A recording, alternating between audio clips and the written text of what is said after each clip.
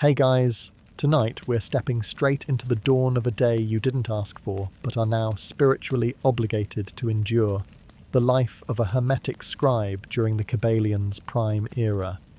You open your eyes before the sun, not because you're some eager morning person, but because the stone cell you call a bedroom has its own alarm system. Cold air creeping in under the door, the sound of quills scratching in the main hall, and the distant thunk of someone grinding ink like they're trying to punish it for existing.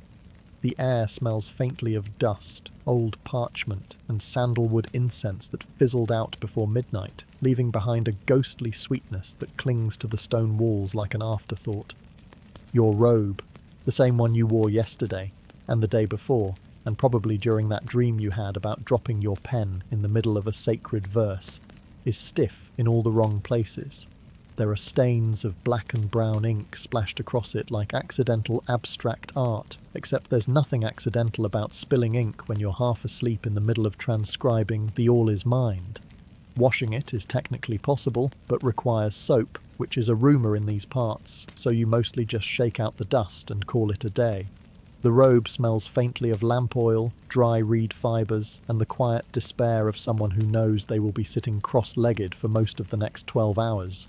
You stretch, badly. The joints in your neck make a sound like an old hinge, your spine curves forward into the classic scribe hunch, and your knees protest immediately, already auditioning for their starring role in this evening's aches and pains meditation.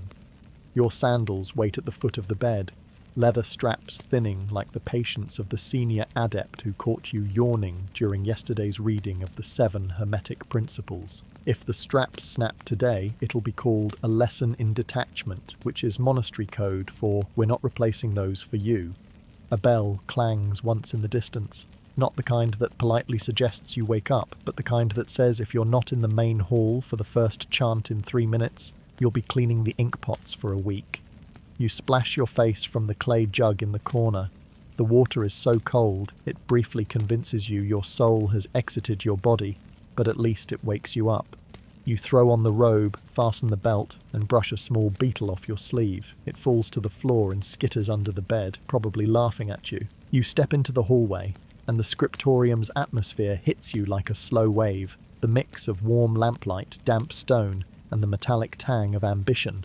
Somewhere ahead, the adepts are already humming the opening tones of the morning mantra. You take a breath, square your shoulders, and remind yourself, this is it. This is the great cosmic work. This is why you're here. And if you're lucky, today will be the day you get through it without dripping ink on the sacred margins. The hallway opens into the main hall, where the scribes and adepts have already gathered in a loose semicircle. The light is dim, flickering from a row of oil lamps along the walls, each one smelling faintly of olive oil and wick smoke. The sound of the mantra hums through the air, a low, steady vibration that feels like it's pressing against your chest more than it's entering through your ears. You find your spot on the cold floor, knees immediately registering their protest, and close your eyes because that's what everyone else is doing. The first chant of the day is supposed to align your breath with the breath of the cosmos. In practice, it's 33 slow inhalations and exhalations while repeating a single syllable so ancient no one's actually sure what it means anymore. The adepts say the sound is the key to tuning your inner frequency, but after the 10th repetition you start wondering if your inner frequency might just be boredom. The air smells of warm bodies, burning oil, and the faint sweetness of last night's incense, all of it mingling into something that would be cozy if you weren't freezing from the waist down. On the 11th breath, your mind wanders, as it always does. You think about the unfinished scroll waiting at your desk, about the smudge you'll need to scrape from the margin before starting, about how long it's been since anyone outside the scriptorium has actually read one of these copies. The adepts would call these thoughts ego intrusions, but you call them being human. You force your attention back to the chant. The syllable vibrates in your throat, and you feel it travel up through your skull like a faint buzz. Maybe they're right. Maybe this is doing something cosmic, or maybe it's just the beginning stages of lightheadedness. The senior adept, seated at the center, opens one eye and scans the circle. This is the silent reminder that posture matters. Back straight, shoulders relaxed, hands resting on knees. The chant doesn't stop for inspection. It flows on, each repetition blurring into the next, until you're no longer sure if you're saying the syllable or if the syllable is saying you. By the final breath, your lips are numb and your lungs feel stretched, as if you've been breathing for someone else's benefit. Then, silence. Not the kind you get when a room is empty, but the heavy, shared kind that lands after a ritual. You sit there, feeling your heartbeat in your fingers, waiting for the adept to speak the day's guiding phrase. He delivers it slowly, each word spaced like stepping stones. The all is mind, the universe is mental. No further explanation, just that. The phrase hangs in the air like incense smoke, sinking into your thoughts whether you want it there or not. The circle breaks. Robes shuffle against the floor as everyone stands. The chant is over, but the rhythm of it still lingers in your chest. You head toward your workbench, the words echoing in your mind. The all is mind. The universe is mental. Which is perfect, because now you're about to spend the next several hours proving it one painstakingly inked letter at a time. You reach your bench just in time to feel one of your sandal straps give the faintest, most treacherous stretch. It's the kind of warning you've learned to fear, the soft whisper of leather about to betray you at the worst possible moment. You glance down. The front strap, thin as a reed, is holding on more out of habit than integrity. It's been weeks since it had any real strength. You make a mental note to fix it later, which is to say, you'll remember only when it finally snaps and sends you stumbling across the hall during a reading of the Principle of Polarity. Footwear here isn't about comfort. It's about symbolic connection to the Earth's energies, at least according to the adepts. They tell you bare feet help you absorb planetary vibrations during your work. You're not sure if they're aware that the main thing you absorb is the chill from the stone floor and the occasional splinter. Still, sandals are considered the middle path, enough barrier to keep you from developing frostbite, but not so much that you're cut off from the pulse of the living world. The trouble is, these sandals weren't designed for the reality of scriptorium life. They're fine for slow, deliberate walking, but the moment you're asked to fetch a scroll from the far archive in a hurry, they slap and skid across the floor like stubborn fish. If you walk too quickly, your heel lifts right out of them. If you walk too slowly, the thin soles remind you of every uneven stone in the floor. It's a constant choice between stability and circulation. You pass Brother Menes on the way to the supply shelf. He's barefoot, as always, moving with the serene expression of someone who claims not to feel the cold. You know better. You've seen him huddle by the lamp on drafty days, pretending to meditate when really he's trying to thaw his toes. He insists sandals are an unnecessary attachment, a material crutch for the spiritually timid. You've also seen him hop 3 steps in a row after stepping on a splinter. Enlightenment apparently does not make you immune to basic human reflexes. The sandal situation is one of those quiet, unspoken competitions between scribes. Some wear theirs until the straps fray into strings. Others hoard extra pairs in the back of their storage chests, which is frowned upon but not explicitly forbidden. Repairing them is an art form. Leather scraps cut into strips, holes punched with a reed awl, knots tied in ways meant to last until the next alignment of Mercury.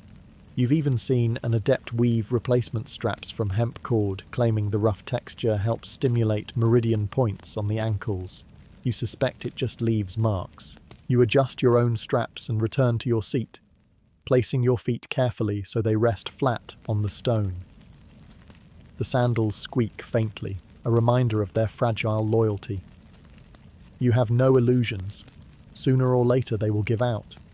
And when they do, you'll be told it's a sign from the universe to walk barefoot, to embrace direct contact with the elemental foundation beneath you. But you know better. It won't be the universe sending a message. It'll be the stone floor, cold and unyielding, teaching you the oldest lesson in the scriptorium. Everything wears out eventually, especially you. By the time you've settled at your bench, the faint scent of food begins drifting in from the refectory. Breakfast is a generous term for what's served here. The adepts claim the morning meal should be light, so the mind stays nimble for contemplation. In practice, that means a handful of dates, a few olives, maybe some flatbread if yesterday's batch hasn't gone completely stale. The occasional cup of watered wine appears, not because it's luxurious, but because it's safer than drinking from the cistern. If you're lucky, someone will have set out goat cheese, a lump the size of your fist that tastes faintly of grass and the inevitable passing of time. You file in with the others, the shuffle of sandals on stone echoing softly in the long, narrow room.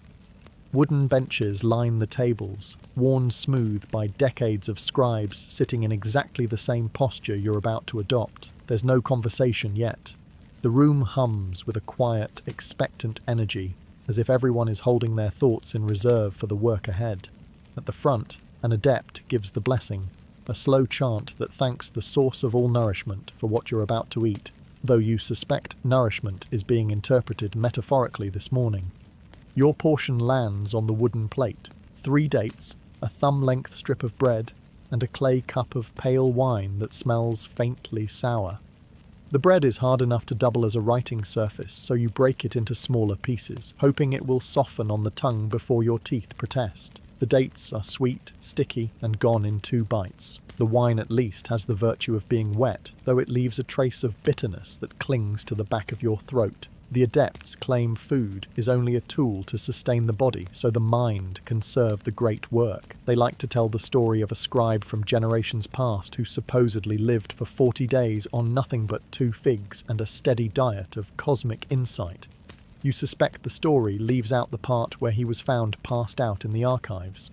Still, the idea of eating less is tied tightly to the culture here, an act of discipline, proof you're not ruled by appetite. Hunger is reframed as a form of spiritual sharpening, though in your experience it mostly sharpens your awareness of how long until the midday meal. When the last crumbs are gone, you rinse your cup in the communal basin. The water is cold enough to sting your fingertips, but that's just one more reminder that you're awake and the day is underway. The benches scrape against the floor as everyone rises in near unison. There's no lingering. The refectory empties as quickly as it filled, each scribe heading back to their post like small cogs in the same slow-turning mechanism. You step into the corridor again, the faint weight of the meal sitting lightly in your stomach, more symbolic than satisfying. The work calls, and in the Kybalion's prime era, work waits for no appetite. The all may be mined, but today yours will have to make do without much else. After breakfast, the scriptorium shifts from the quiet rustle of robes to the soft shuffling of bodies finding their places for the morning reading. This is the daily ritual that anchors the rest of the day, the Kybalion spoken aloud, line by deliberate line, until the words feel less like a text and more like an atmosphere. The adepts insist that the oral transmission is essential, that hearing the principles voiced in the proper tone aligns the inner spheres in ways silent reading never could. You're not entirely sure if this is true, but it does mean you have to sit still for the next hour without letting your mind drift too far from the sound of the words. The benches creak as you settle in, your knees tucked under you in the approved posture. Oil lamps flicker along the walls, casting a golden shimmer on the stone floor.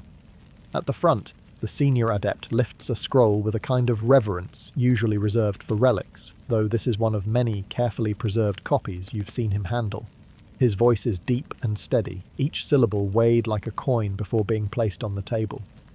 He begins with the principle of mentalism. The all is mind, the universe is mental, and the sound of it moves through the room like a slow tide. The reading is not hurried.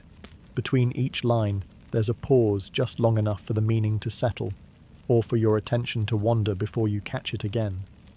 Some of the younger initiates mouth the words along with him, eyes half closed as if to drink in the syllables through the skin. Others keep their gaze fixed on the floor, tracing invisible patterns on the stone with their fingers, perhaps to tether their thoughts. You do your best to follow every phrase, though certain sentences seem to stretch into infinity, like the principles themselves are testing your endurance. When the adept reaches the principle of correspondence, as above, so below, as below, so above, there's a faint murmur in the room, a ripple of recognition, as if everyone's mind quietly nods in agreement. The saying has been repeated so often, it's become almost a reflex. something you could recite even in the middle of the night. Yet hearing it aloud has a way of making it feel heavier, like a key being turned in a lock you didn't know was there. By the time he arrives at the principle of vibration, the words are resonating in a rhythm that almost feels physical. The sound isn't loud, but it seems to hum in your chest, blurring the line between hearing and feeling. This is when the adepts say you're closest to the living truth of the text, when the words stop being words and become something else entirely. The reading concludes with the principle of gender, and the adept rolls the scroll shut with slow precision. The silence afterward is thick, purposeful. No one moves until he nods, signalling the end of the session. As you rise, your knees complain, but the weight of the words lingers, following you back toward your workbench. The morning's first task awaits, and the lines you just heard will echo in your mind with every letter you copy today. The morning reading leaves the air in the scriptorium charged in that peculiar way. Not loud, not busy, but somehow full. It's the perfect moment to begin the day's real work, which, for you, means choosing your weapon. Or, as the adepts call it, selecting the channel through which the universe will express itself in ink. You call it picking a pen. In the Kybalion's prime era, scribes tend to swear allegiance to one of three tools: the trimmed feather quill, the hollowed reed pen, or the most precarious of all, the sharpened wooden stylus dipped directly into ink. Each has its devotees, and each is capable of ruining your morning in its own way. The feather quill, made from the flight feathers of geese or swans, is elegant but fragile. Trim it wrong, and you've got a lopsided nib that drags across the parchment like a tired mule.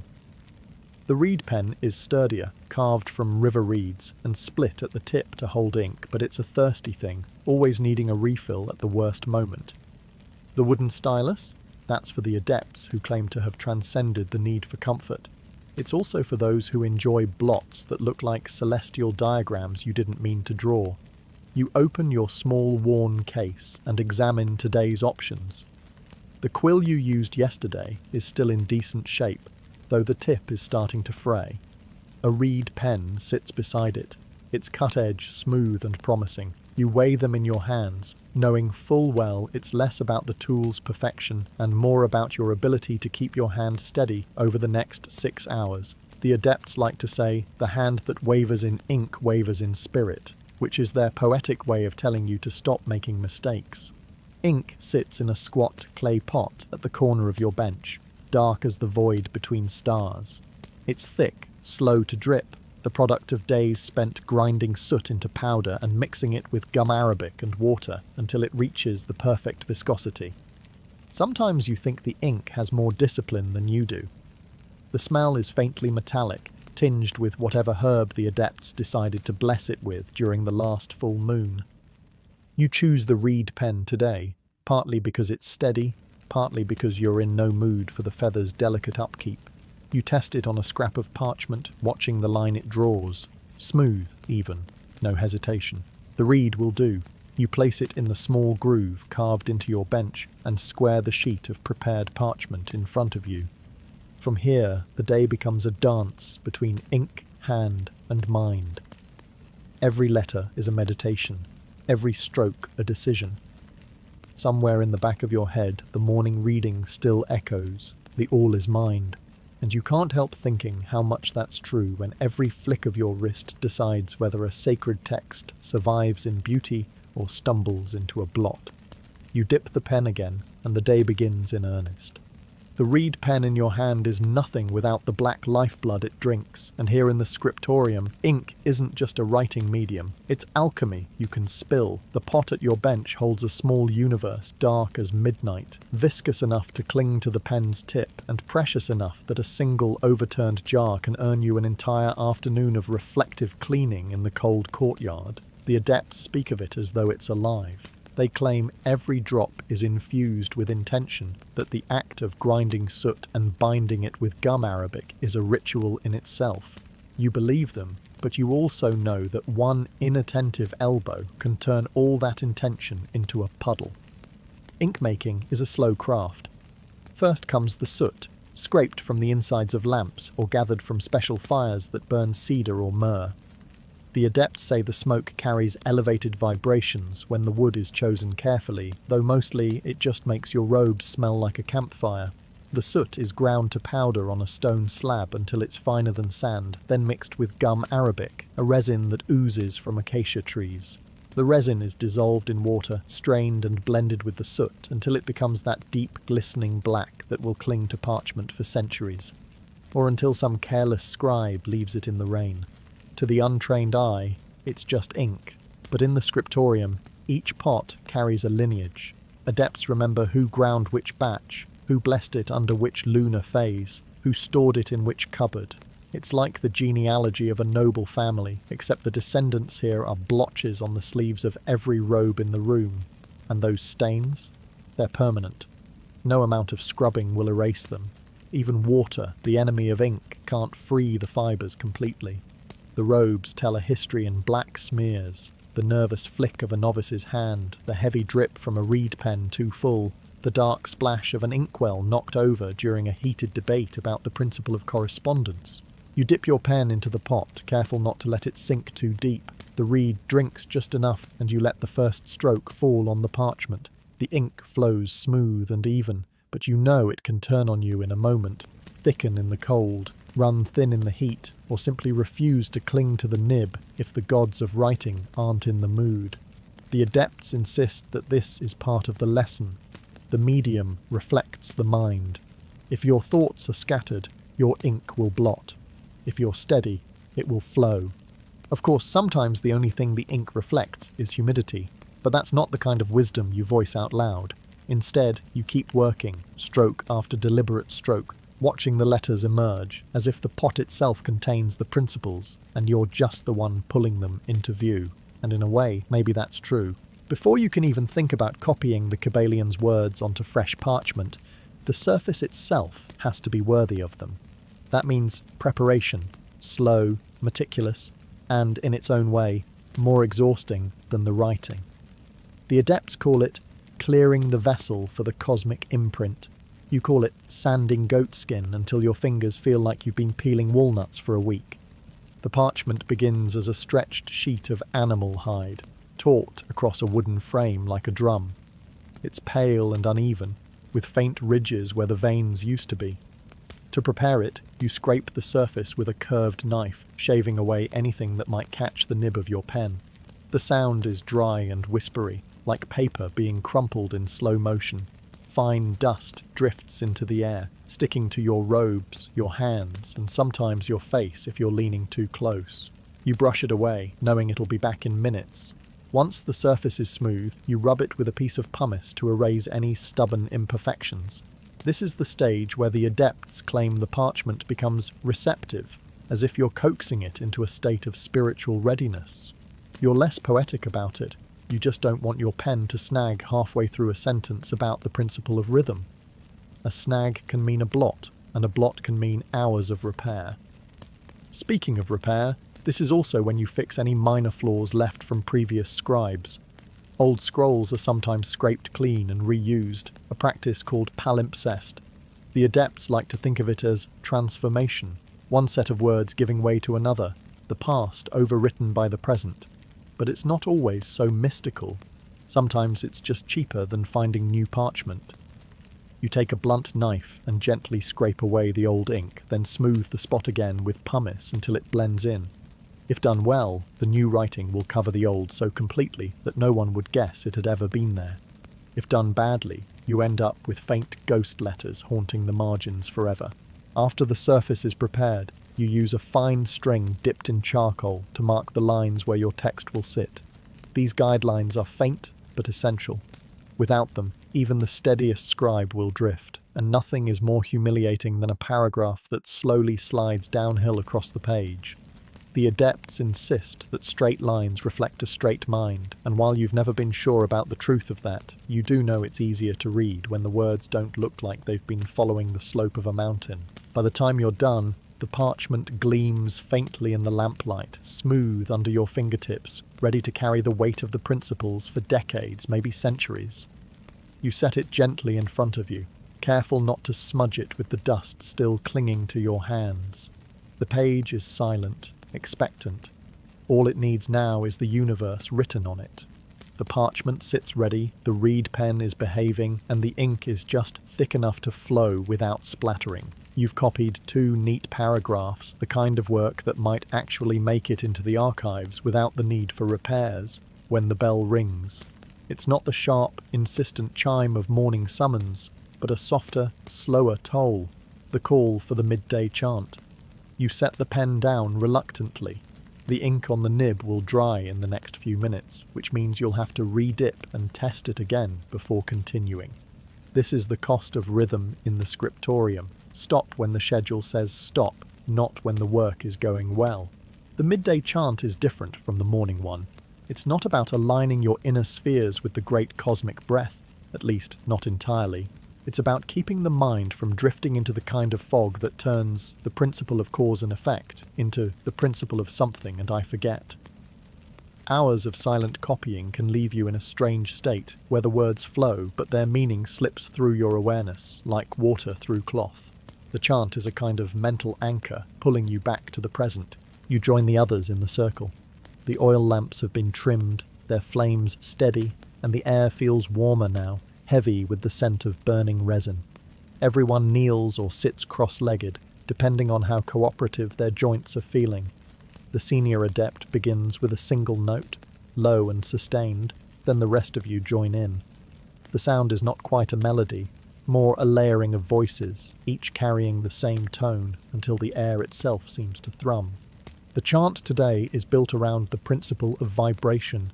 The syllables rise and fall in a slow wave, and after a few minutes you can feel the sound in your chest more than in your ears. The adepts say this resonance clears stagnant energy and sharpens focus. You're not sure if that's true, but you have to admit it's hard to think about anything else while your whole ribcage is humming. The repetition becomes hypnotic. Breath and sound blur together until you're not entirely sure when one chant ends and the next begins. Some scribes close their eyes, others keep them half-lidded.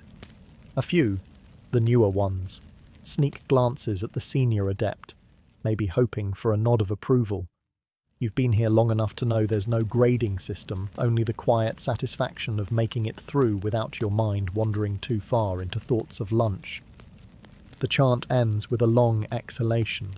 Silence fills the hall, not abrupt, but soft and settling, like a blanket being laid over a restless sleeper. The adept speaks a short phrase from the Kybalion. Today it's nothing rests, everything moves, everything vibrates, and then gestures for everyone to return to their work. Back at your bench, the ink has thickened slightly. You stir it with the nib, listening to the faint scrape as you prepare to pick up exactly where you left off. The chant's rhythm still hums faintly in your bones, keeping you tethered to the page. When the midday chant fades and the benches begin to scrape against the stone, you know the next stop is the refectory. Lunch in the scriptorium carries a strange paradox. It looks plentiful when laid out on the long wooden tables, yet somehow feels meagre once it's on your plate.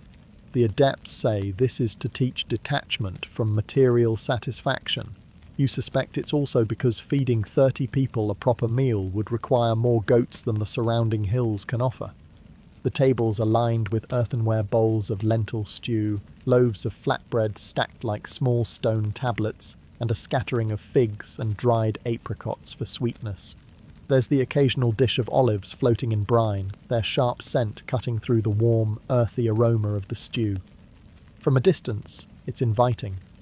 Up close, you can see the stew's thinness, the bread's tendency toward brittleness, the fruit's slight dryness. Still, after hours of sitting hunched over parchment, it's hard not to welcome even the illusion of abundance. You take your portion and sit on one of the long benches. Conversation is muted here, not forbidden, but subdued, as though speaking too loudly might wake something in the stone walls.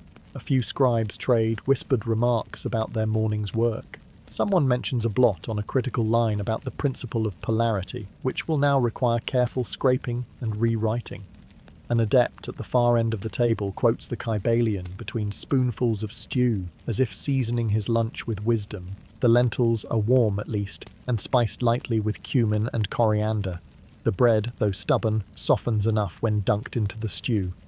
The figs are chewy, their sweetness lingering long after the stew's warmth fades. For a few minutes, there's a quiet rhythm to the meal. Scoop, chew, swallow, listen. You begin to see why the adepts call it a form of meditation. There's no rush, no clatter of plates, just the sound of spoons tapping ceramic and the occasional creak of the benches. Halfway through, a novice enters carrying a small jug of watered wine. He pours sparingly, filling each cup no more than halfway. The liquid is cool and faintly tart, a relief against the dryness of the bread. The adepts claim the wine loosens the mind for the creative work of the afternoon. You've never been convinced, but it does make the second half of the meal pass a little more pleasantly. When the bowls are empty and the bread reduced to crumbs, the tables are cleared in quiet efficiency. Plates are stacked, cups rinsed in a basin, scraps carried out to the courtyard for the goats. The refectory empties in waves, the hum of conversation fading with each departing group. You rise with the others, the lingering taste of figs on your tongue, the warmth of lentils settling into your stomach. The afternoon's work is waiting, and though your body feels heavier, the mind is expected to sharpen. The refectory's warmth fades as you step back into the corridors, replaced by the cooler, drier air of the scriptorium. Afternoon light slants in through the high, narrow windows, catching dust motes in slow motion. They drift like tiny planets suspended in golden rays, each one spinning lazily before disappearing into shadow. The room feels different after lunch. Quieter, more deliberate. Morning energy has settled into a steady rhythm, as though the whole space has taken a deep breath and decided not to exhale until evening. You return to your workbench, where the parchment still waits, the ink in its pot thickening ever so slightly from the pores. A gentle stir with the reed pen brings it back to readiness. Around you, the other scribes are already in motion, heads bent, quills and reeds gliding over parchment in steady arcs.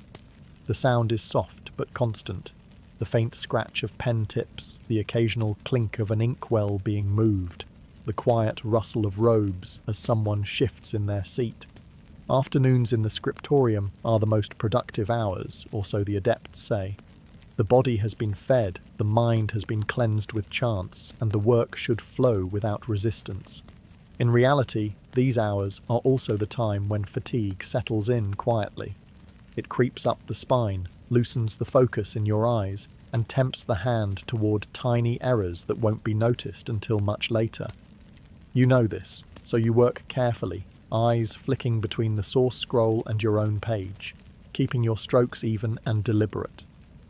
The light shifts slowly as the sun drifts lower, moving the bright bands across the benches. In the far corner, Brother Menace tilts his parchment toward the window, using the last strong rays before they slide away. The adepts allow small adjustments like this, though they prefer you stay in your assigned spot. They claim discipline of position breeds discipline of thought. You suspect it's more about preventing chaos in the seating order. Every so often, a novice passes through with a jug of fresh water for mixing ink or dampening brushes. They move quietly, almost invisibly, trained not to disturb the rhythm. One of them pauses briefly near your bench, watching your strokes with the wide-eyed curiosity of someone still in their first month. You remember that look, the mix of awe and intimidation, the sense that every mark you make is some great act of mystical skill. You also remember how quickly that feeling fades once you've scraped your first mistake from the page. The room's hum deepens as the afternoon stretches on. It's not the kind of work that makes time fly, more like the kind that folds it into neat, repetitive segments. Line after line, stroke after stroke, the pages fill. The principles weave themselves into shapes, the ink settling into the fibres like they've been there forever.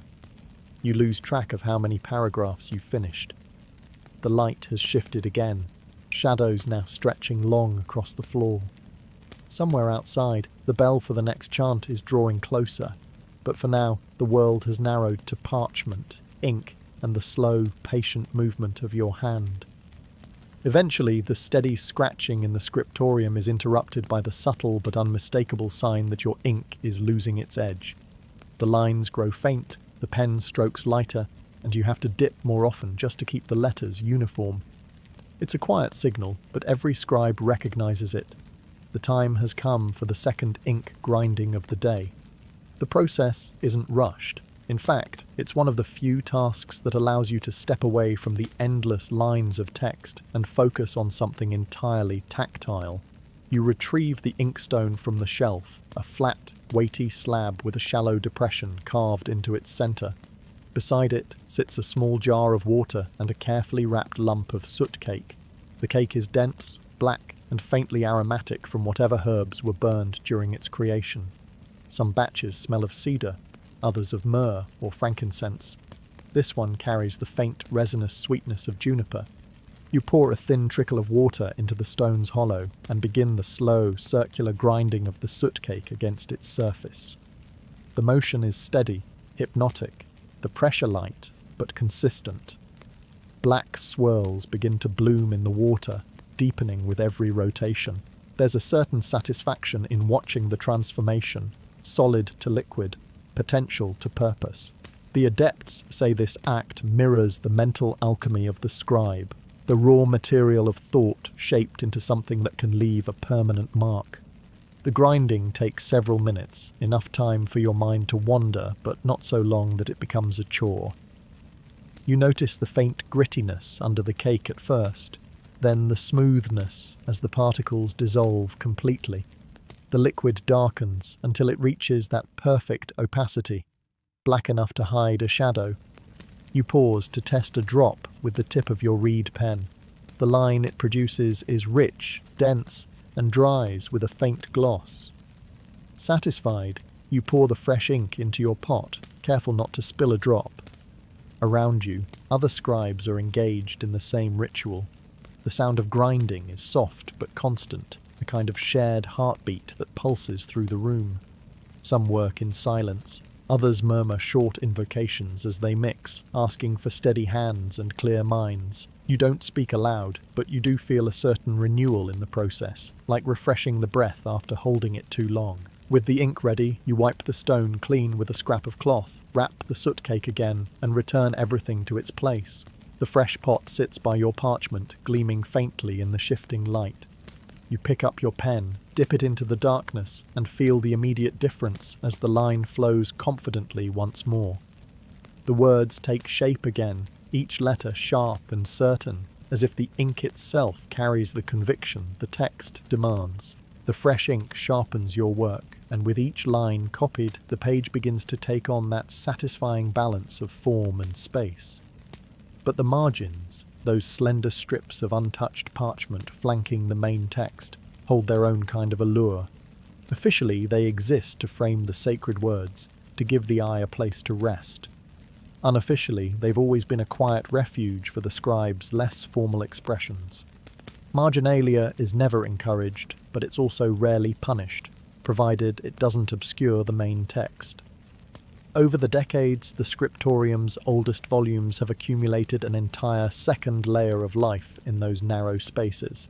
Sometimes it's a brief note clarifying a difficult phrase, a gloss for some future reader who might stumble over the meaning.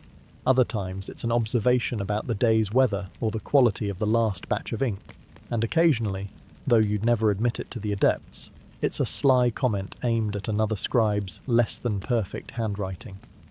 The margins also carry their share of coded messages. Certain flourishes at the end of a word might be a quiet acknowledgement to a friend working on a different manuscript. A cluster of decorative dots could mean, "I was here, thinking of you." There's even a legend that one of the oldest surviving Kybalion copies contains a complete side story, hidden entirely in the marginal symbols, though no one has ever been able to prove it. As you work today, the temptation to add something small creeps in. You wouldn't be the first to leave a discreet personal mark, a tiny star beside a favourite passage perhaps, or a subtle swirl in a capital letter. The adepts would say this is ego trying to insert itself into the sacred work, but another part of you sees it differently, a recognition that the human hand, with all its imperfections, is as much a part of the text's history as the words themselves. You glance at the current line. All truths are but half-truths. The phrase feels almost like permission. In the margin beside it, you add the faintest, most delicate spiral, no larger than the head of a pin. To anyone else, it will seem like an accidental flourish of the reed pen. To you, it's a quiet acknowledgement, a note to some future reader that a living mind once sat here, ink-stained and restless, in the Kybalion's prime era. The afternoon light shifts again, catching the faint gleam of the new ink in the margins before it fades into the parchment's surface. Around you, the others continue their work, oblivious, or perhaps not oblivious at all. Perhaps they're adding their own small rebellions, hidden in loops and dots and lines. The scriptorium may strive for perfect copies, but in the end each page carries whispers that the adepts never intended, and that time itself might not erase. Once the margins are in order, or at least convincingly empty, the true test of a scribe's patience begins, keeping the columns perfectly straight from the first word to the last. The adepts insist that the eye's comfort is a form of spiritual service, that the reader's mind must flow without distraction. To them, a crooked column is not just sloppy work, it's a spiritual misalignment on parchment. You begin by lining up your page with the faint charcoal marks drawn earlier in the day. These lines are your silent guides, easily ignored in haste, but always waiting to catch the drifting hand. The trick is to respect them without staring at them, to keep your focus on the text while letting the lines hover in your peripheral vision. Too much attention, and you slow to a crawl. Too little, and the whole column tilts like a leaning tower of enlightenment. The reed pen has its own opinions about staying straight. A nib that catches or releases too much ink can pull a letter slightly higher or lower than intended. That tiny deviation, repeated over the course of a paragraph, becomes a slow, creeping slope that no amount of wishing will fix. The experienced scribes learn to correct mid-line, a fraction of an angle here, a slight tightening of the wrist there, until the letters march back into alignment. It's subtle work, more felt than seen, and it demands a kind of attentiveness that can leave your shoulders aching by day's end. The adepts tell a story about a legendary scribe whose columns were so perfectly aligned that his pages could be measured with a plumb line. They display one of his works in the archives as proof, though you've noticed it's kept in dim light, perhaps so no one can check too closely. Perfection is inspiring, but it's also a dangerous standard to live under. As you work, you notice the faint shift in your own column, a tilt so slight it could be forgiven. But forgiveness isn't the point. You adjust your posture, steady your grip, and bring the line back into place before the drift becomes obvious. There's a quiet satisfaction in seeing the letters return to formation, like coaxing a stubborn flock of birds back into their migratory path. When the column finally reaches its end, you sit back for a moment and let your eyes scan the whole block of text. The alignment holds. It's not perfect, the human hand rarely is, but it's steady enough that the reader's eye will never stumble. The adepts would call it harmonious, a reflection of the principle of correspondence on the page. As above, so below. As within, so without. As the column stands, so stands the mind. You dip the pen again, ready to begin the next column. The straight lines wait, patient and expectant, as if they know you've passed today's test, but will have to prove yourself again tomorrow. There's a point in the afternoon when the scriptorium settles into an even deeper stillness. The sun is low but not yet fading. The light has softened, and the only sounds are the steady scratches of pens and the occasional muted cough. It's during this quiet hour that the small, necessary acts of maintenance take place, not enough to interrupt the flow of work, but vital for keeping it going. Your reed pen is still behaving, but the feather quill you used yesterday sits on the edge of your bench, its tip split just enough to make it unreliable. The adepts insist that every scribe learn to repair their own tools. It's a lesson in self-sufficiency, they say, but you know it's also because a well-cut nib can mean the difference between smooth work and a page ruined by uneven strokes. You retrieve the small knife from your case, narrow, sharp, and worn smooth along the handle from years of use. The repair begins with a careful slice to remove the frayed portion of the nib. The sound is faint but distinct, like trimming a fingernail. The feather's shaft is firm but flexible under the blade, and you take care to keep the angle consistent. Too shallow, and the nib will be too weak, too steep, and it will dig into the parchment. Once the damaged section is gone, you shape the tip to the desired width, then split it down the centre with a delicate, controlled pressure. This split allows the ink to flow, though it also creates a weakness that can worsen with heavy use. The art is in finding the balance between flexibility and durability. The adepts compare it to the balance of the principles themselves, neither too rigid nor too yielding. Some scribes take this opportunity to trim the feather itself, removing the barbs until only the smooth spine remains.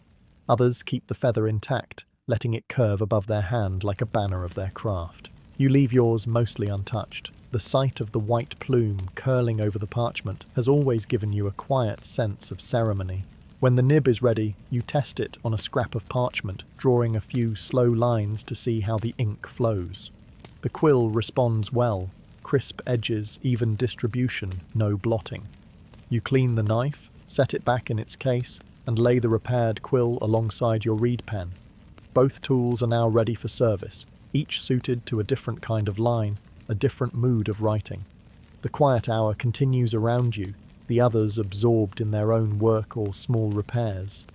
There's a shared understanding here. The tools are as much a part of the discipline as the text itself. A well-prepared pen is not just a means to an end, but a declaration that you intend to meet the next line, the next column, the next page with precision. The knife is back in its case, the pens are aligned on the bench, and the columns of text stand unbroken. You've just begun another careful line when the bell rings. This time it's not the slow midday call, but the deeper, more resonant tone that signals the evening chant. Its sound lingers in the air like a ripple in still water, and one by one, the scribes set down their tools. The evening chant is the day's final act of collective focus. Where the morning reading draws you into the principles and the midday chant refreshes the mind, this closing ritual gathers all the fragments of thought and work, tucking them neatly into the quiet of the approaching night. The adepts call it the sealing of the day. You think of it more as making sure no stray lines are left hanging in your mind, waiting to trip you in your sleep. You follow the others into the main hall, where the light has shifted to gold and shadow. Oil lamps flicker in their niches, casting long, slow-moving shapes on the walls. The air is warmer here, heavy with the scent of the day's final burning of incense. Frankincense tonight, its sharp sweetness filling the space. Everyone sits in the circle, legs crossed or folded beneath them. The senior adept takes his place in the centre, unrolling a small, worn scroll. This chant will be drawn from the principle of rhythm. His voice is measured, the words spaced with care, and between each line the group responds with a drawn-out hum that rises and falls like the tide. The sound is low enough to feel in your ribs, steady enough to pull your breathing into its pattern. As the chant continues, you feel the day's tension ease. The memory of cramped fingers, the effort of straight columns, the small frustrations of ink and parchment. All of it seems to dissolve into the sound. There's no rush here, no need to count the minutes until the end. The chant itself is the ending. In the final round, the voices stretch the last note until it fades into silence. The adept speaks a closing phrase from the Kybalion. Everything flows, out and in, everything has its tides. The words land softly, like a reminder rather than a command. The circle breaks, the scribes rising slowly, some lingering to bow toward the centre before filing out. The air feels different now, lighter, calmer, as though the workbench you left behind belongs to another lifetime. The evening light through the high windows has dimmed to a thin, cool blue. Outside, the day is nearly done, but inside, the stillness feels like the real conclusion. You walk back toward your bench, not to work, but to cover the ink pot, cap the pens, and stack the parchment neatly. The scriptorium sleeps between the last stroke of the day and the first of tomorrow, and for a brief moment, so do you. The evening chant still hums faintly in your chest as you step into the refectory. Supper is always quieter than lunch, and also simpler.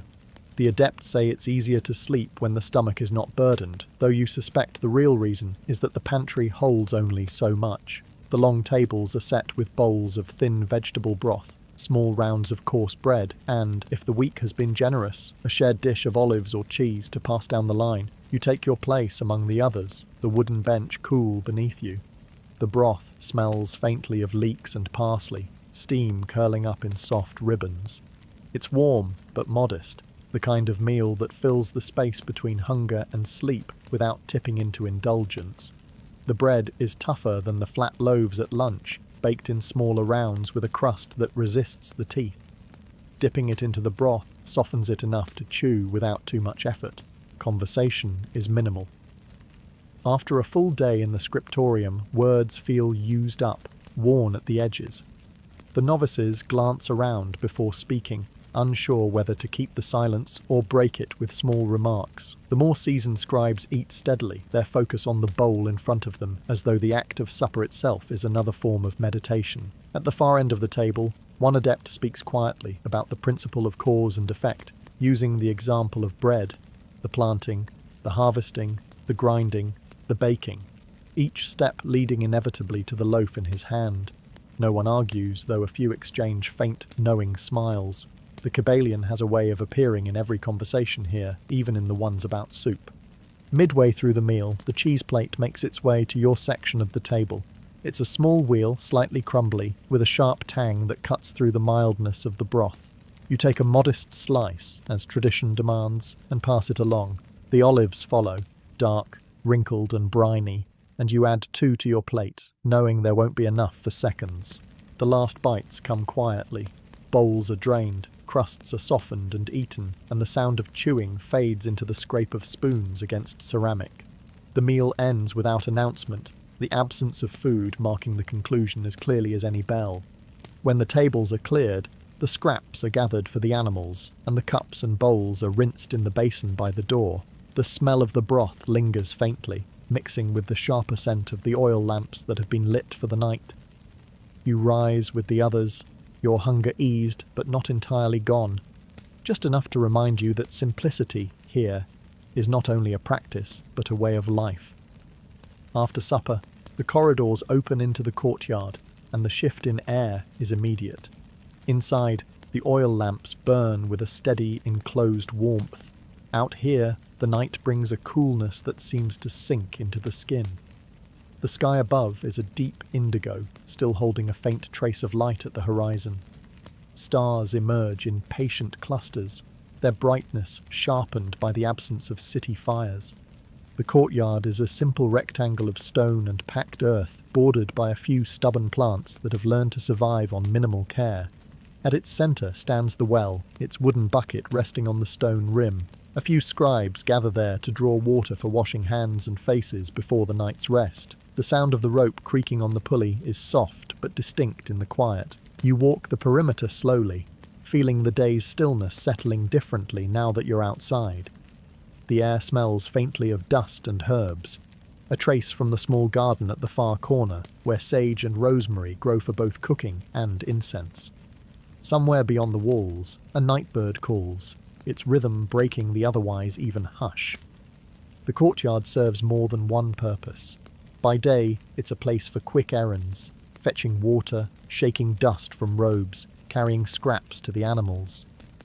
By night, it becomes a space for reflection, a kind of open-air page where the day's work can be set down without ink. Some scribes come here to walk in slow circles, replaying the day's passages in their heads. Others sit on the low stone benches, gazing upward as though the constellations might carry hidden principles for those who know where to look. You find a place along the wall and lean back against the cool stone. The hum of the scriptorium is gone, replaced by the steady background of night, the faint rustle of leaves, the creak of the well, the distant, occasional step of a watchman on the far side of the wall. The stillness has a weight to it, not heavy, but grounding. From across the courtyard, you hear the low murmur of 2 scribes discussing the day's work. Their voices rise and fall in a rhythm that almost matches the bird's call. You can't catch the words, but you don't need to. The tone is enough to tell you it's the same as most post-supper exchanges, a blend of practical concerns and quiet wonder, the balance that keeps the work both possible and worth doing. When the last bucket of water is drawn and the bench is empty, the courtyard returns to silence. You take one last look at the sky, noting how the stars have shifted since you first stepped out. The night here moves slowly, but it moves all the same, a reminder perhaps that even in stillness the principles are at work. When the courtyard empties, most of the senior scribes drift toward their cells, but the novices turn instead toward the small teaching hall at the far wing.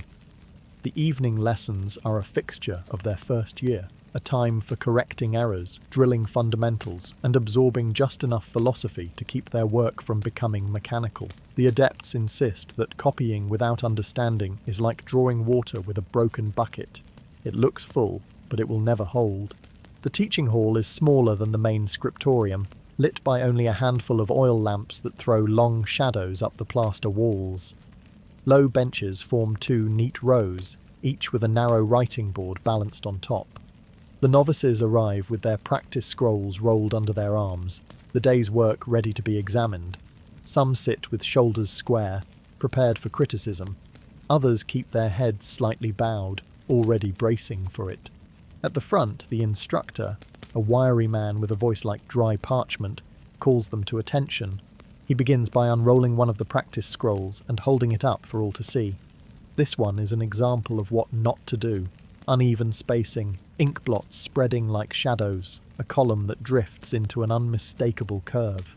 There's no anger in his voice as he points these out, only the steady repetition of corrections. Straighten the line, measure your strokes, watch the ink flow. The novices nod, some biting the inside of their cheeks in silent embarrassment. Once the critiques are done, the focus shifts to exercises. Tonight, it's letter forms. Not words, not sentences, just the repeated shapes of individual characters. The sound of reed pens on parchment fills the room in irregular waves, interrupted only by the instructor's soft corrections. Hold the pen lower, let the nib touch the page before you pull, breathe between each stroke. Interwoven with the technical advice is the occasional fragment from the Kybalion, offered without preface. The lips of wisdom are closed, except to the ears of understanding, he says at one point, and a few of the novices glance up, as though trying to decide whether it applies to their work or their posture. There's a rhythm to these evenings: correction, practice, reflection, and by the time the lesson winds down, the tension in the room has eased. Scrolls are rolled, pens cleaned, and the novices file out in pairs or small groups, their steps quieter than when they arrived. As they leave, the instructor lingers, unrolling one last scroll to examine in the lamplight. His expression is unreadable, but his hand smooths the parchment with a care that suggests he sees potential, even in the messiest of lines. The door closes softly behind him, and the hall returns to silence, ready to hold tomorrow's lessons. The corridors grow quieter as the novices disperse and the last footsteps fade. One by one, doors close along the narrow hall, and the scriptorium's great communal spaces give way to the solitude of the cells. These rooms are small enough to cross in 3 steps, built for necessity rather than comfort, yet each carries the subtle signature of its occupant: a folded blanket, a carefully hung robe, a single sprig of dried herbs tied near the doorframe. Your own cell is much like the others: a simple cot against the wall, a low stool, a shelf that holds 2 or 3 personal items. The lamp sits at the head of the cot, its glass chimney slightly smudged from use. You strike flint to steel, coaxing a spark into the wick until the flame steadies and spreads a thin, amber glow across the room. Shadows soften against the plaster walls, and the air takes on that faint, comforting scent of warmed oil. This is the hour when the scriptorium's silence changes in quality. During the day, quiet is a shared discipline, a space carefully kept so that everyone can work.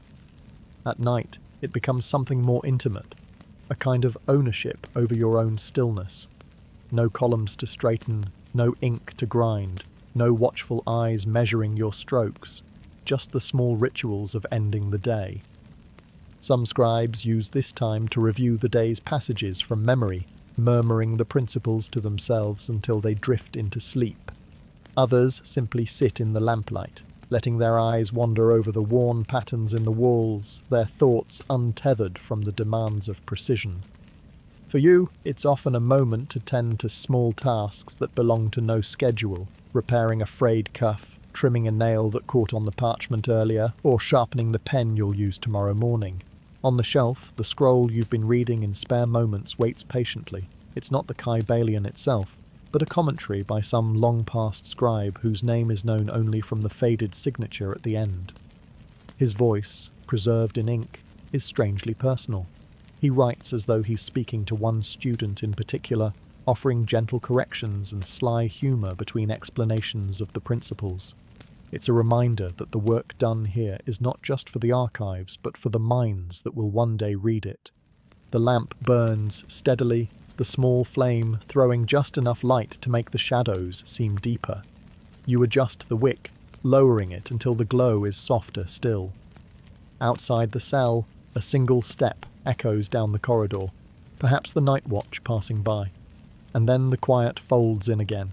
The day has been sealed, the pages left to rest, and soon you will too.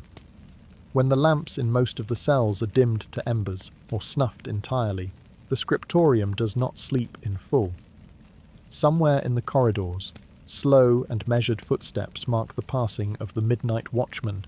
His task is not only to guard the building, but to keep the night itself in order, a presence that assures the scribes they can rest without fear of interruption. The watchman begins his rounds at the main door, checking the iron bolt that secures it against the outside world. His lantern casts a narrow beam along the walls, the light pooling in irregular shapes that leap and vanish as he moves. He carries no weapon beyond the weight of his own discipline. The adepts say that one who lives in perfect alignment with the principles carries protection enough. Still, the heavy iron key at his belt is both a symbol of trust and a reminder that locks exist for a reason. He walks the long hall that runs beside the scriptorium's main chamber, his lantern's light glancing off the rows of workbenches. The pages left unfinished for the night seem to rest in their own way, the ink dry but still holding the intention of the hand that placed it there. Dust motes float in the lantern's glow, drifting upward into the rafters. In the refectory, he pauses to check the shutters. The night air is cool but still, carrying no hint of the storms that sometimes sweep in from the hills. He listens for a moment, the faint creak of the building settling, the distant cry of a night bird, the far-off, almost imperceptible hum of the wind moving through the outer courtyard.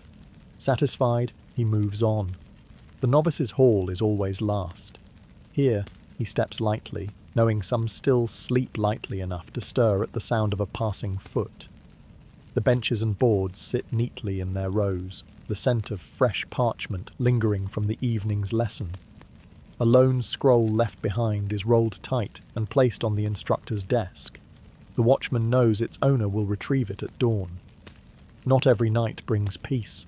There have been times, rare, but remembered, when the watchman has had to rouse the adepts for some disturbance, a loose shutter slamming in the wind, a small fire in the lamp room, an unexpected knock at the outer gate, but tonight the stillness is unbroken. His round ends where it began, at the main door. The bolt remains firm, the key cold against his hand. He makes one last slow turn of the lantern, letting its light sweep across the threshold before setting it on the small table by his chair. There he will sit until the first pale light of morning touches the upper windows, keeping the balance between the sleeping scriptorium and the world beyond its walls. The first light of dawn does not arrive all at once here. It seeps in through the high windows as a faint silver grey, barely enough to distinguish the walls from the shadows. The watchman, having kept his silent post through the night, rises from his chair and makes a slow final circuit, his lantern now more symbol than necessity. Outside, the air is cool and damp, carrying the smell of stone that has spent hours in darkness. In the cells, a few scribes stir at the change in light. The movement is small, a shift of blankets, a faint creak of the cot, but it marks the transition from the stillness of rest to the readiness of work. No bell calls them yet. The scriptorium's rhythm is gentler in the earliest hour. Those who rise now do so out of habit rather than duty. The main chamber feels different at dawn. Without the full force of the sun, the benches and shelves stand in a kind of soft shadow, their shapes familiar but muted. The pages left to dry overnight seem paler in this light, the ink less assertive, as though waiting for the warmth of the day to reclaim its depth. The air is cool enough that your breath is faintly visible if you exhale slowly, curling upward into the dimness. The first task is always preparation. Inkstones are checked, water fetched from the well, pens examined for cracks or dull edges. These small acts, repeated daily, create a sense of quiet momentum, a way of moving from sleep into focus without jarring the mind. A few early risers murmur brief greetings, their voices softened to match the hush of the room. The novices, when they appear, come more slowly. Some still carry the faint heaviness of sleep in their steps, their hair slightly disordered, their robes loosely tied. Yet even at this hour, there's a discipline in their movements. The unspoken understanding that the scriptorium's pace will soon quicken, and they must be ready. Outside the high windows, the sky shifts from grey to pale gold. The beams of sunlight that eventually spill into the room arrive in narrow columns, catching on dust motes that drift like slow-moving stars. The sound of the well's bucket creaking on its rope reaches inside, followed by the faint splash of water being poured into clay jars. Soon the bell will sound for the morning reading, and the scriptorium will fully awaken.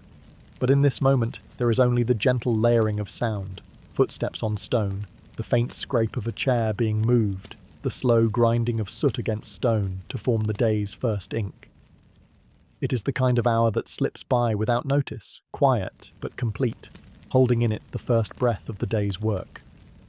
When the bell finally sounds, its clear tone fills the scriptorium and rolls down the corridors like a slow wave. Work is set aside, benches are pushed in, and the scribes make their way toward the main hall for the first ritual of the day.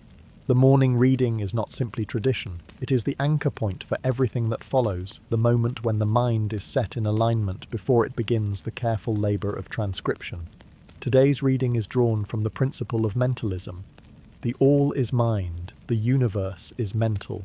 The senior adept stands in the centre, a scroll unfurled in his hands, the parchment soft from decades of careful use. His voice is measured and resonant, shaped to carry evenly through the space without strain.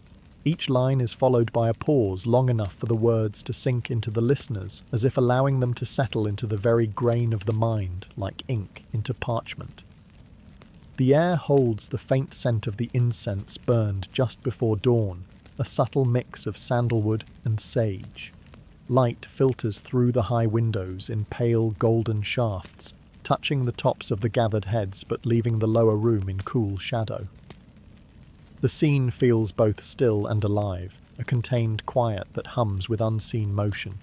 The adept does not rush. He speaks as though time itself has slowed to match his cadence, as though these words cannot be hurried without being diminished. If the universe is mental, he continues, then to know the mind is to know the root of all things. As a scribe's hand shapes letters, so the mind shapes the forms of the world.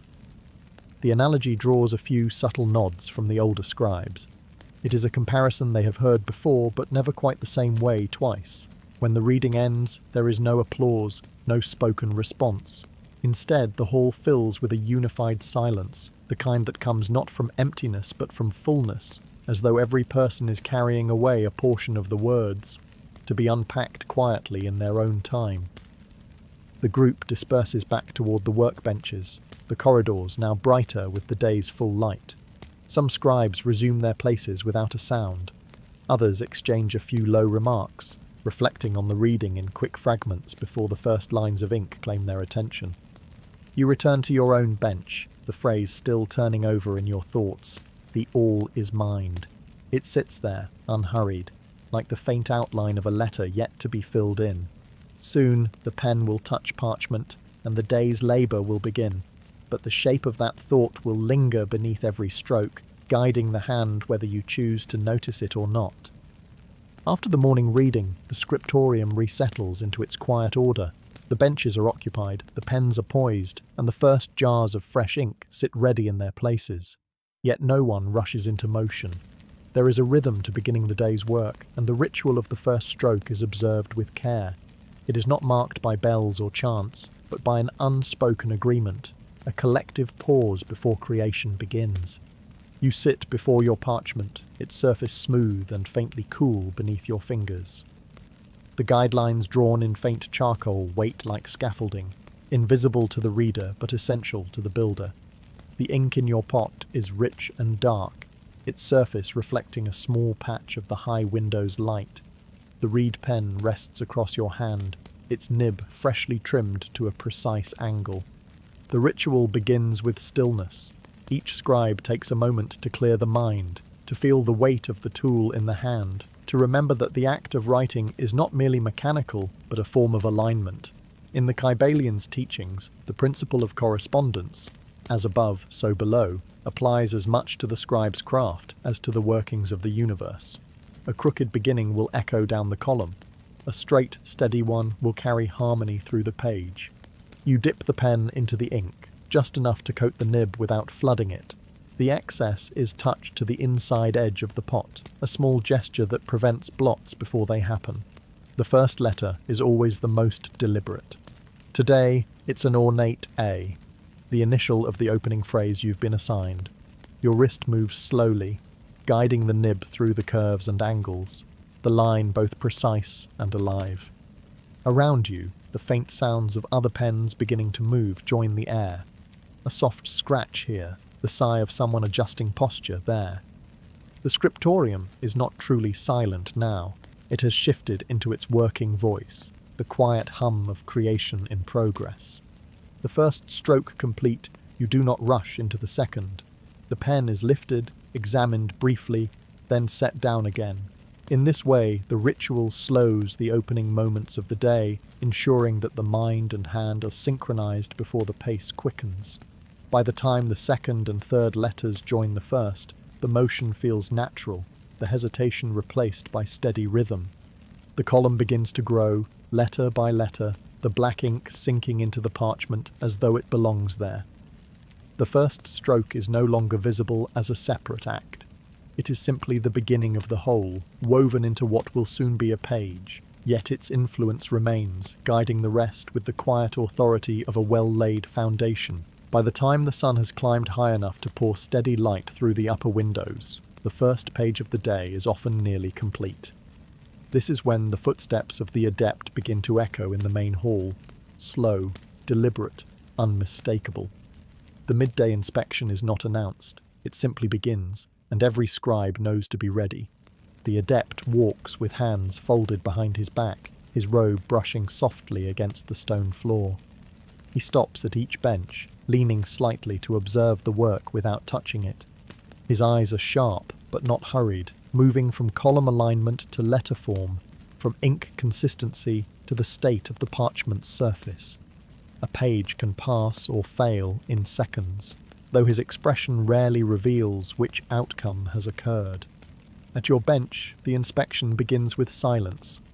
The adept's gaze lingers on the upper half of your page, where the first strokes of the day are still fresh and dark. He follows the lines downward, noting the evenness of spacing, the absence of smudges. Then, without comment, he glances at your pen. This is a subtle test, whether the tool is maintained as well as the product it creates. You pass it across to him, and he examines the nib against the light before returning it.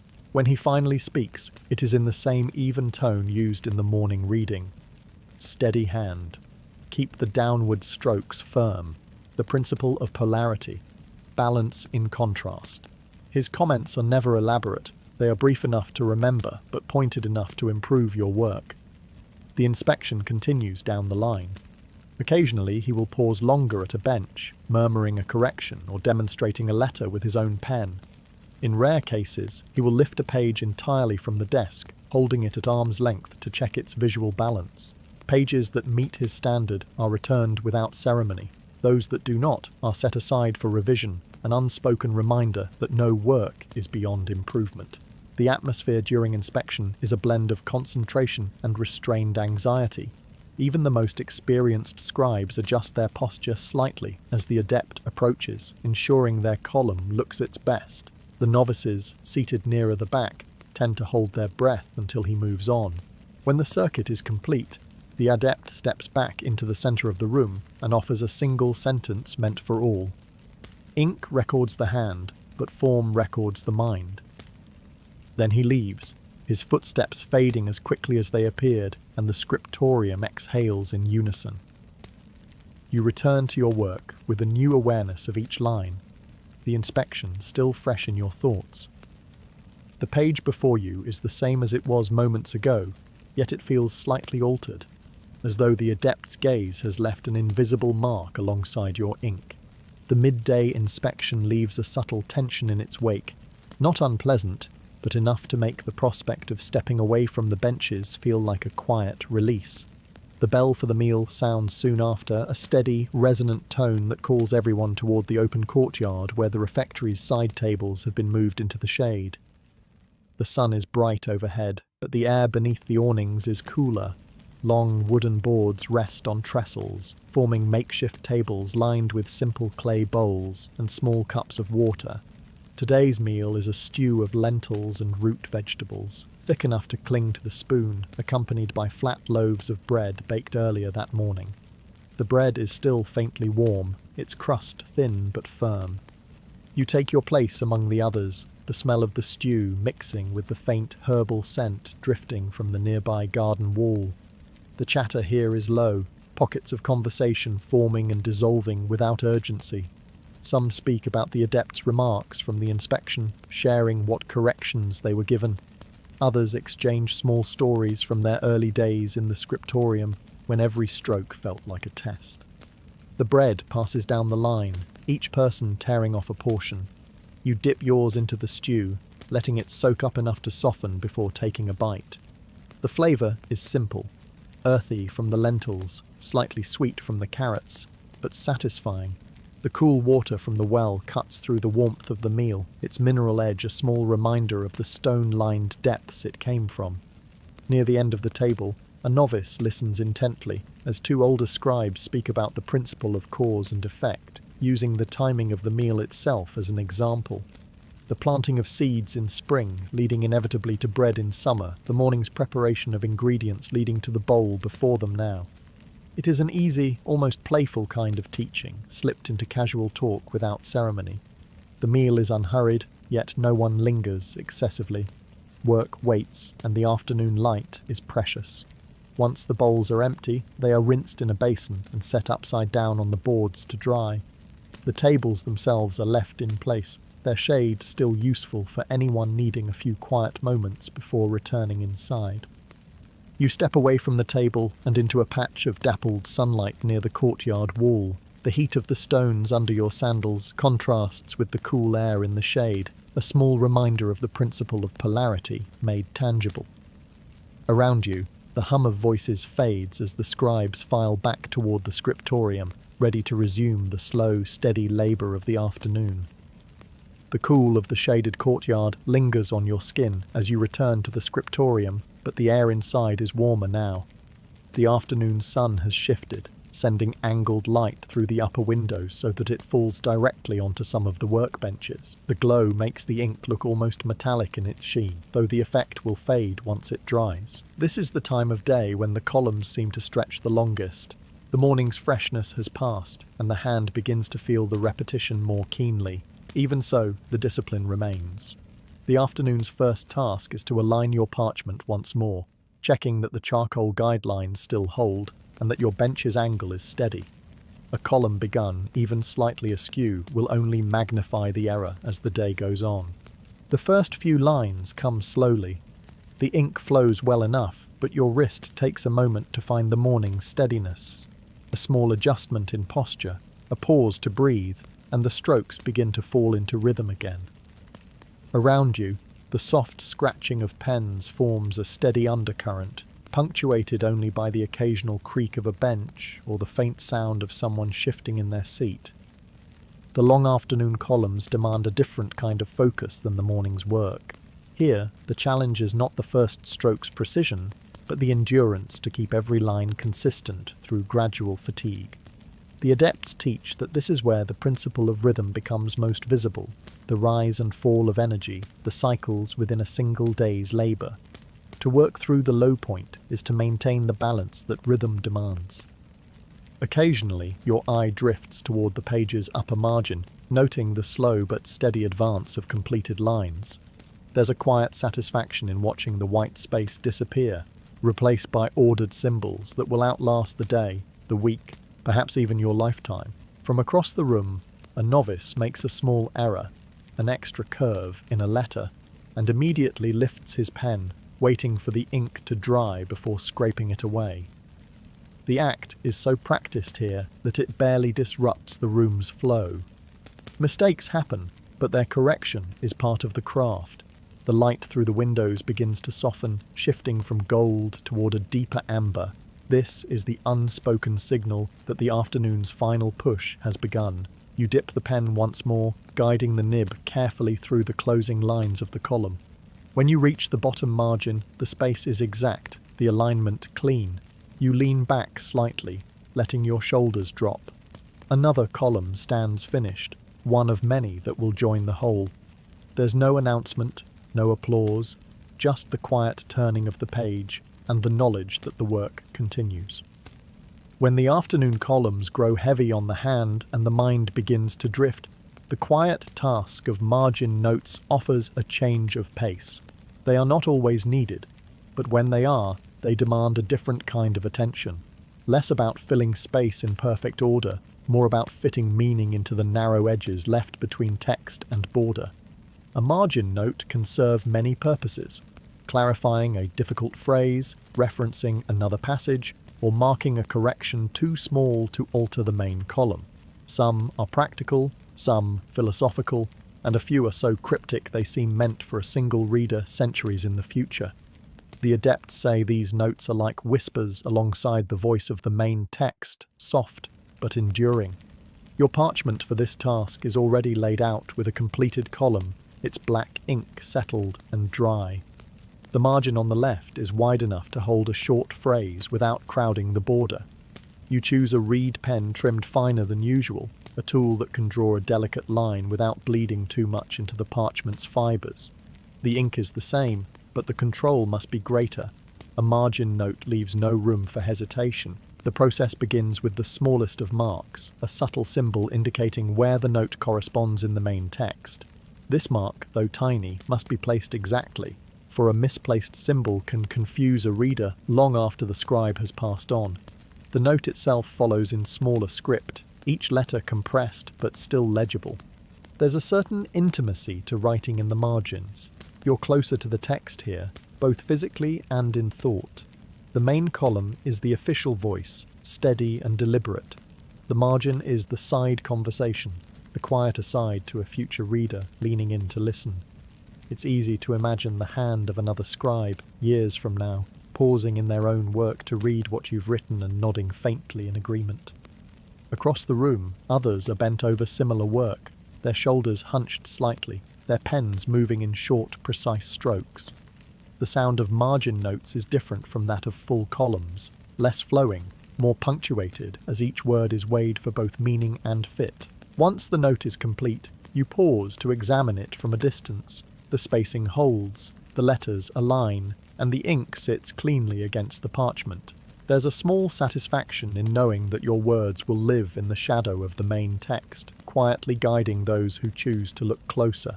The parchment is set aside to dry, and you return to the day's main work. But the margins remain in your mind, a reminder that sometimes the smallest spaces hold the clearest voices. The afternoon fades without hurry, and the long shadows from the high windows stretch farther across the scriptorium floor.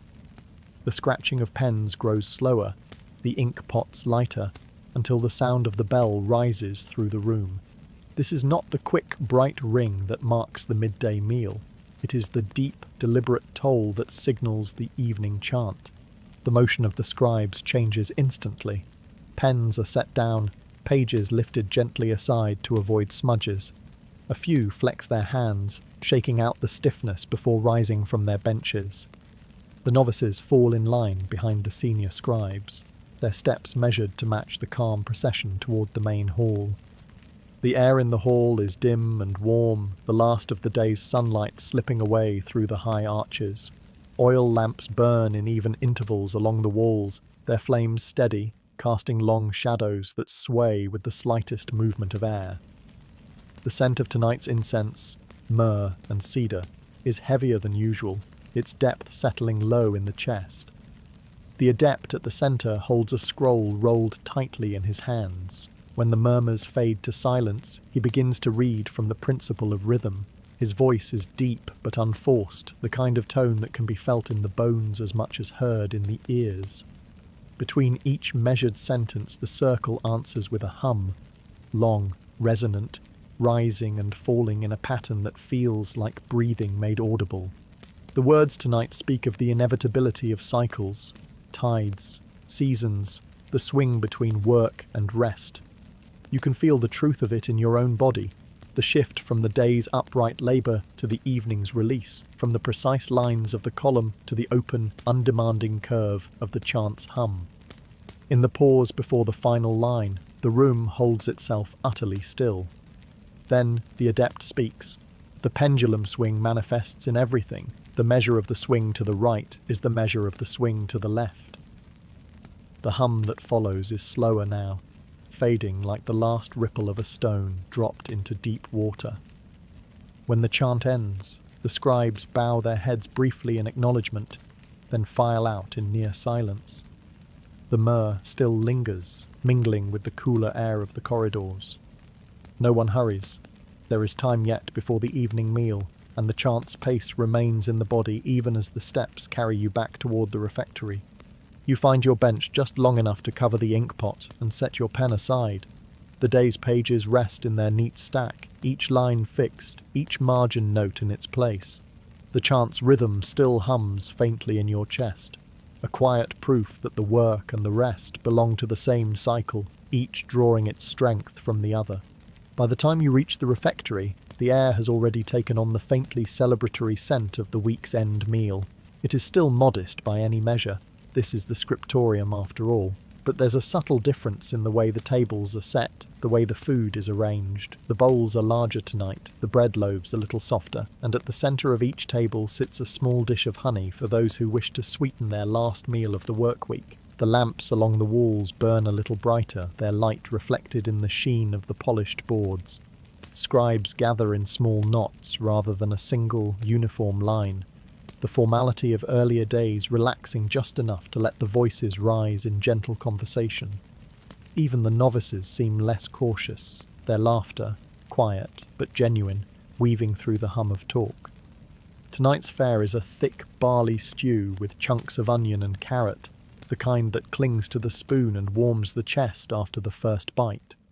The bread, still warm from the ovens, tears easily in the hand, the crust soft enough to soak up the broth without much effort. You take your portion and pass the loaf along, watching the steam rise from the fresh tear. The honey dish is passed slowly down the table, its amber surface catching the lamplight.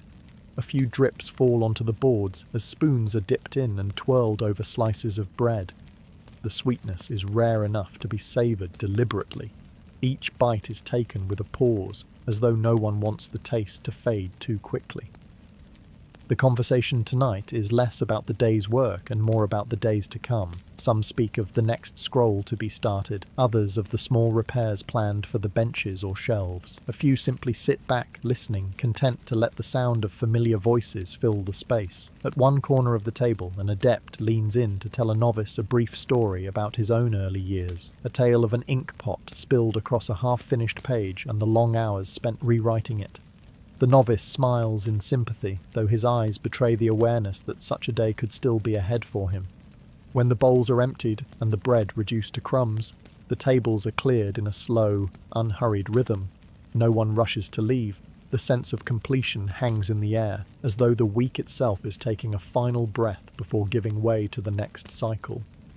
You leave the refectory with that quiet fullness that is less about the food than the feeling, a steady warmth in the body, a calm in the mind, and the knowledge that the work will pause, just briefly, before beginning again. After supper, the pull toward the courtyard is almost instinctive.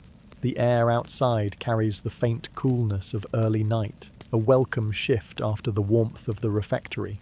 Tonight, the moon hangs low and waning, its light thinner than in full phase, casting the courtyard in muted silver rather than sharp brightness. The shadows are softer, the edges blurred, as though the stones themselves are resting.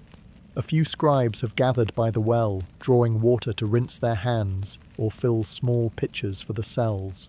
The rope creaks in the pulley, the bucket dips with a muffled splash, and droplets glisten as they spill over the rim. The smell of wet stone rises briefly into the air before fading back into the night's stillness.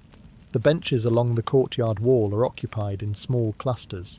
Some speak in low voices, recounting moments from the week just past. A difficult passage successfully copied, a margin note praised by an adept, a small mistake caught before it could become permanent. Others simply sit in silence, their attention turned upward toward the dark sky and its slow-moving stars. The garden in the corner breathes its own quiet presence into the scene. The rosemary brushes are dark shapes against the wall, their scent faint but distinct when the breeze shifts.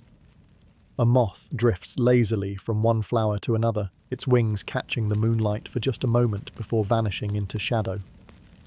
You take a place on the far bench, the stone cool beneath you. The voices blur into a soft murmur, the kind that feels almost like another layer of the night's background sound. From somewhere beyond the outer wall, a night bird calls. Not the sharp tone of warning, but a low rhythmic note that repeats at measured intervals. The waning moon gives the courtyard a different mood than the fullness you've known before. There's less of the bold light that casts sharp shapes, and more of a muted glow that invites thought without urgency.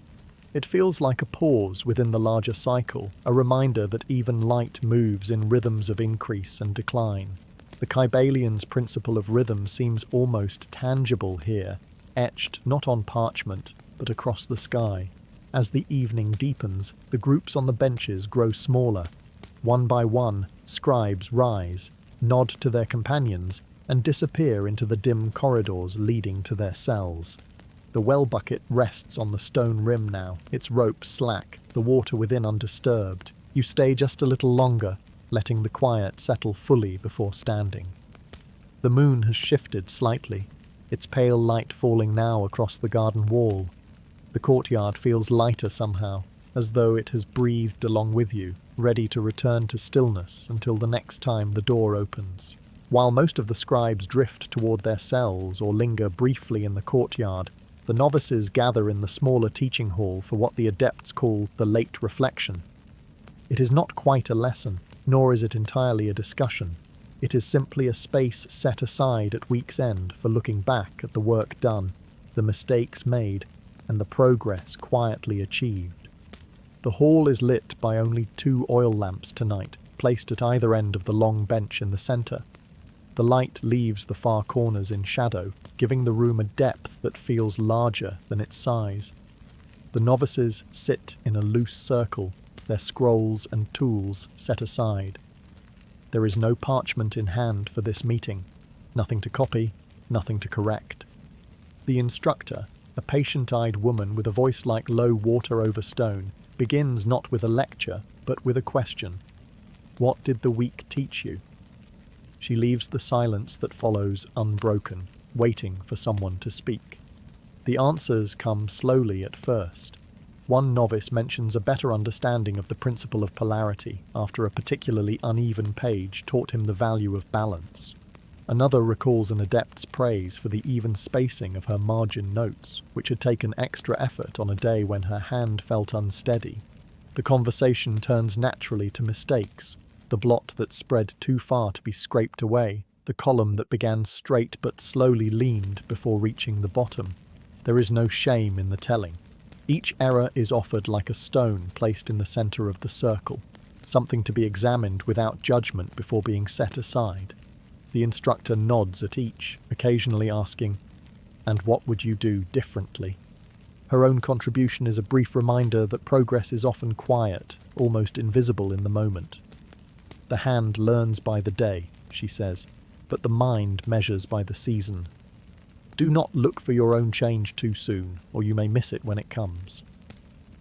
As the conversation eases, the room grows quieter. Some lean back slightly on their benches, their faces soft in the lamplight.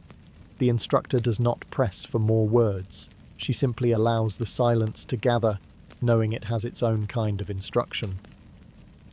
When the meeting ends, there is no formal dismissal. The novices rise in small groups, exchanging a few murmured good nights. The lamps are trimmed lower, their light reduced to a warm glow, and the door is left ajar to let the cooler air drift in from the corridor. You step out last, the instructor giving a small nod as you pass. The hall behind you seems almost unchanged, yet it feels lighter somehow, as though the weight of the week's effort has been carefully folded and set aside until morning. The corridor to the cells is quieter than usual tonight. The end of the work week carries a different kind of stillness. Not the concentrated silence of daily routine, but the gentle exhale of effort completed. Doors close softly, one by one, until only the faint sound of footsteps on stone remains.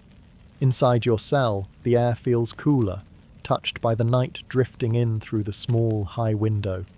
The cot is neatly made, the shelf orderly, the pen and inkpot resting side by side on the low stool. You set your robe over the end of the bed, its fabric holding a trace of the incense burned during the evening chant.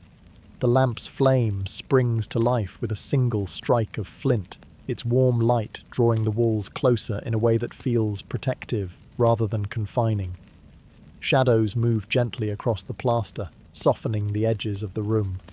You sit for a moment without moving, letting your breathing settle into the slower rhythm that comes at the end of a day's labour. On the shelf, a scroll you have not touched all week waits patiently. It is not assigned work, but a personal copy of aphorisms from the Kybalion, gathered over years in careful strokes. You unroll it just far enough to read a single line. All truths are but half-truths. The phrase feels different tonight, shaped by the week's mix of precision and error, of praise and correction.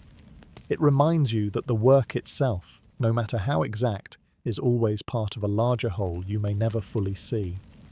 You set the scroll aside and take a moment to inspect your pen. The nib is still sharp from its last trimming, but a small cleaning will keep it ready for the next cycle. The inkpot is capped and placed where the light won't dry it before its time. These small acts are as much ritual as necessity, closing the loop between one week and the next.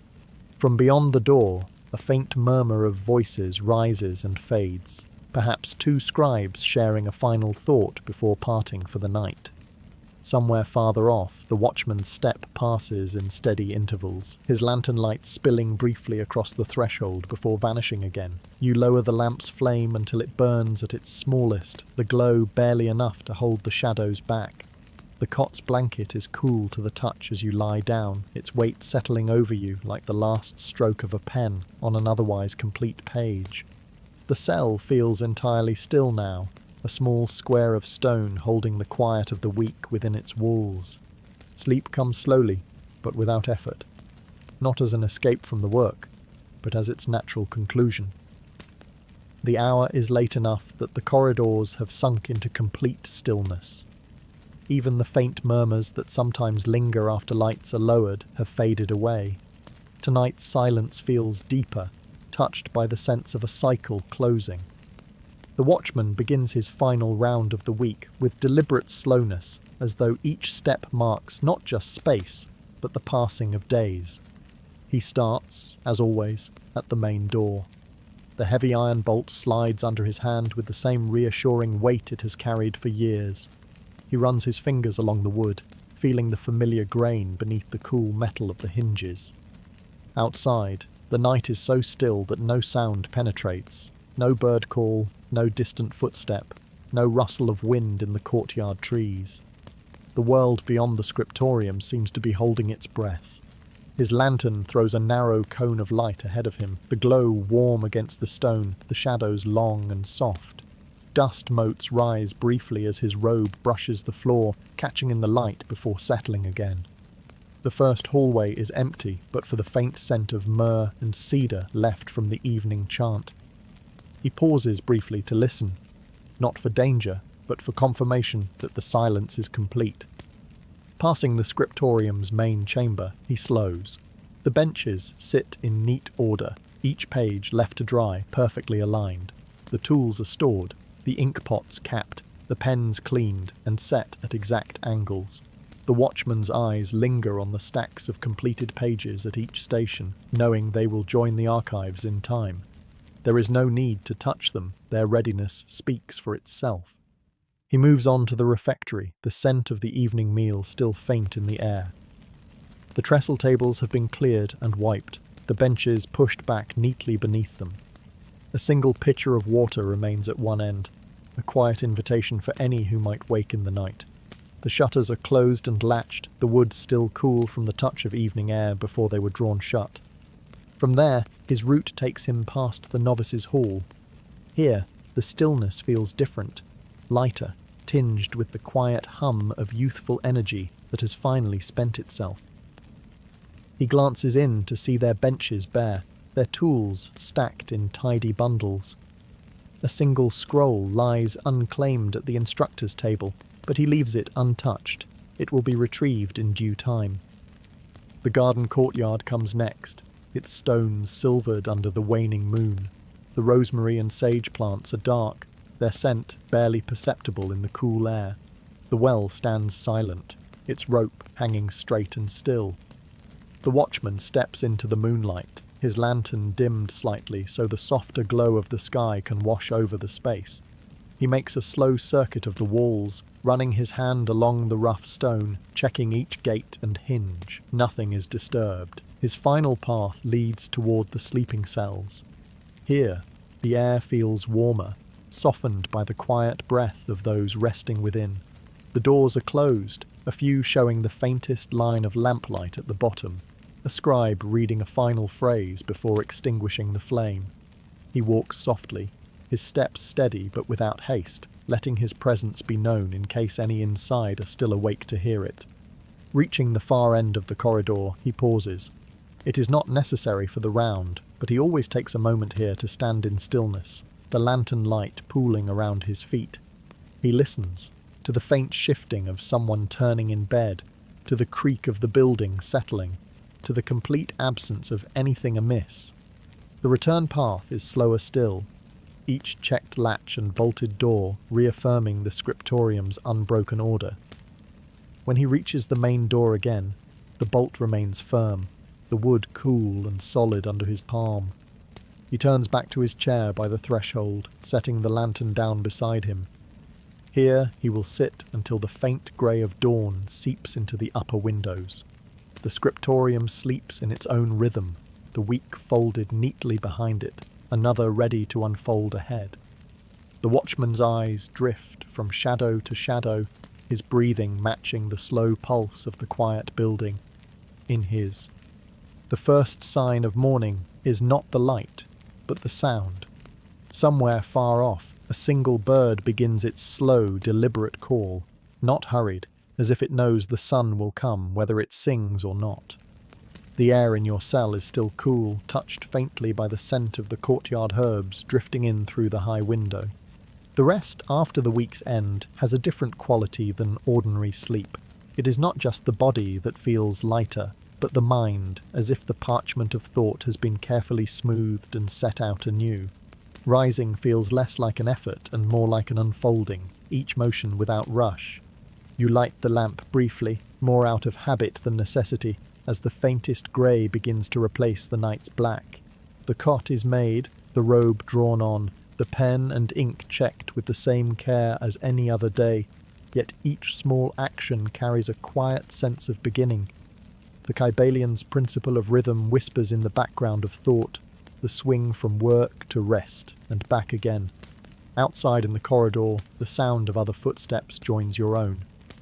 Doors open with a gentle scrape, and voices exchange low greetings. No one speaks loudly, the morning is still fragile. like the first lines of ink on fresh parchment. The scriptorium itself feels changed in the pale light. The benches and tools are the same, yet there is a faint gleam to them, as if the pause in use has given them time to gather a quiet readiness. The first jars of fresh ink are brought in, their lids lifted with the slow precision of a familiar ritual. The air carries a sharper scent now, not incense, but the earthy tang of the ink's pigment mixing with the faint mineral trace of the water. Before work begins, the adept enters for the morning reading. His pace is unhurried, his scroll held loosely in one hand. The text today comes from the principle of cause and effect. Every cause has its effect, every effect has its cause. The words seem to land differently in the wake of the week's end, as though the rest itself were the cause and this renewed energy the natural result. When the reading ends, the scribes take their seats. You lay the first sheet of the new week before you, the charcoal guidelines sharp against the pale surface. The reed pen rests easily in your hand. The first dip into the ink is deliberate, the nib touching the parchment with the softest of pressure. The stroke flows clean and unbroken, carrying the weight of 100 previous beginnings yet feeling entirely new. The day will follow its familiar course, as all days here do. But in this moment, the work feels like the first page of something unmeasured. The sun's light has not yet reached its full strength, but the scriptorium is already awake, each sound and motion forming the first lines of the week's unfolding script. The inkpot is full, the nib freshly trimmed, the parchment resting in perfect stillness before you. The room hums with the same quiet energy it held at the beginning of the last week, but you can feel the difference. Not in the tools or the space, but in the way your hand rests on the bench.